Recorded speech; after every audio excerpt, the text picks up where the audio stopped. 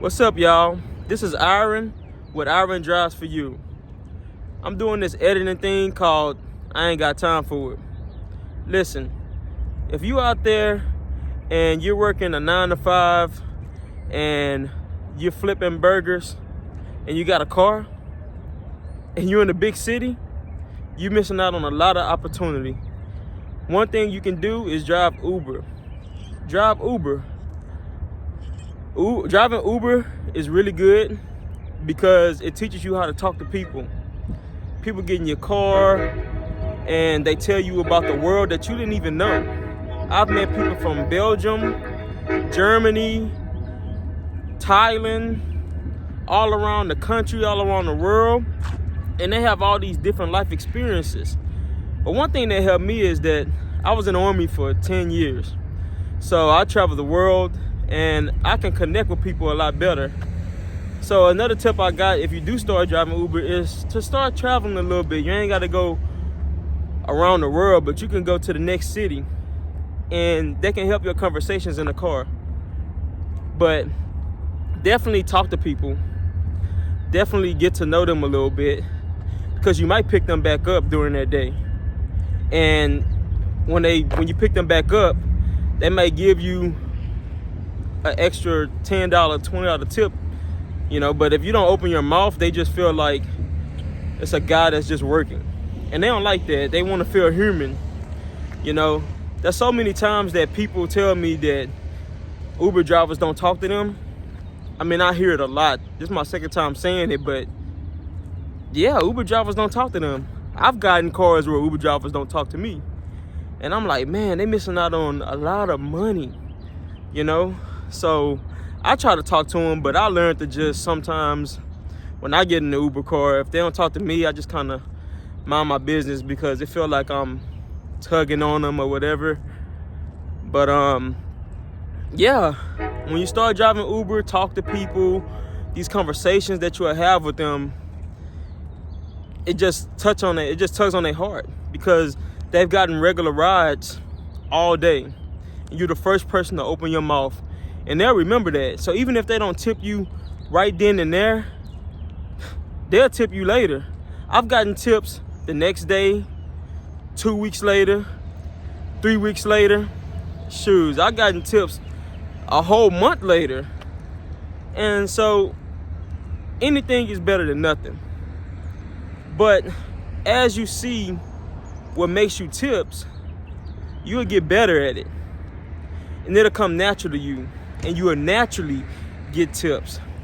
And the more you work on it, the more fun it is. So talk to people. Ask them about their day. One thing that I do, as soon as someone get in my car, I verify who they are for one. I don't even let them open their mouth or even get in the car before saying their name. So if it's Jessica, as soon as she opened the door, I say, Jessica? And they feel way more comfortable right then and there. And then after that, I ask them, I say, how was your day? And they go, oh, wonderful. And then I say, after how was your day, I say, where are you from? And then they go, originally? Everyone always do that. They go, originally? And I'm like, yeah, originally, where you from? And then they tell me, and then that starts a whole conversation, and they feel like they know you. So yeah, that's the best thing you can do if you're flipping burgers or you're working a job that's gonna pay you less than what Uber will pay you, right? But in the long run, you end up making more and more. You're not gonna make astronomically more like engineer money or whatever unless you start doing like private rides, but it definitely pays more than flipping burgers. You know what I'm saying? I've seen workers that's flipping burgers, they don't look too happy, and but you got to do what you got to do, right? Some people can't qualify for Uber, so, but if you can qualify for Uber, if your record allows you to, go ahead and do that. You're missing out. You are really missing out, especially if you live in a city. See, me, I live 45 minutes from the city, and I still think it's worth it So imagine if you didn't live in the city. Man, come on. My bad. Imagine if you did live in the city. I mean, you don't have to drive as many miles to make the same amount of money. Now, another thing you can do is when you sign up for Uber and Lyft is to get a hybrid car. If you don't have a car already and you're looking to get a car and you have the opportunity to get one, get a hybrid car. Because a hybrid car allows you to fill up really fast and keep on going by your day, right? You don't have to worry about charging it.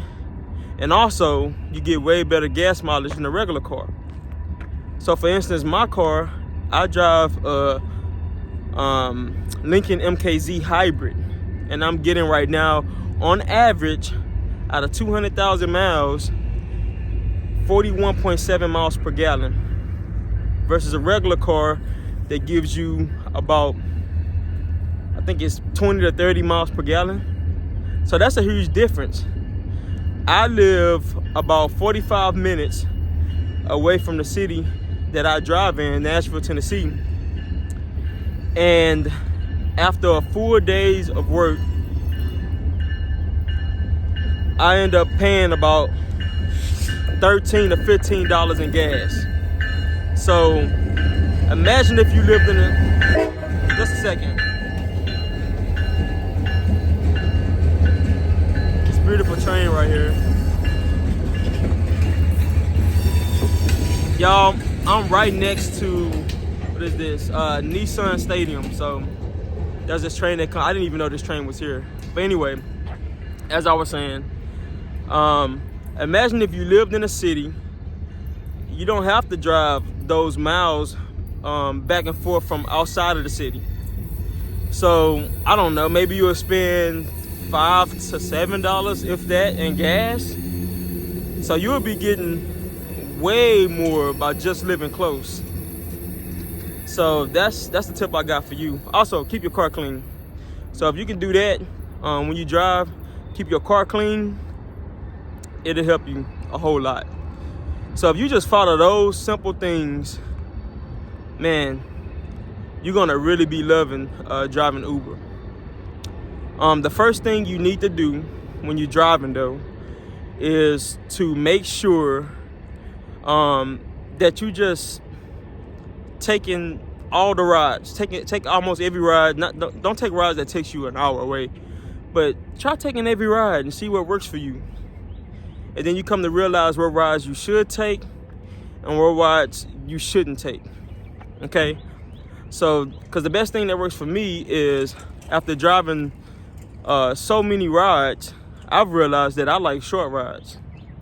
So I don't take anything to the airport, anything to another town. I like to stay in one zone. So I'm in Nashville. I like to stay between downtown and West End. Anything that takes me outside of that, I try not to accept that ride. Or if I get caught up and accidentally accept the ride, I try to make it right back. Because I know that downtown and West End has tourists. It has people with the highest income. And but now I'm lucky, man. I'm lucky. I got stationed at Fort Campbell, Kentucky, and when I got out, I was able to stay. And Nashville is a booming city, and that's my market. So you have to find out what works in your market. And when you figure that out, you'll be rolling for real.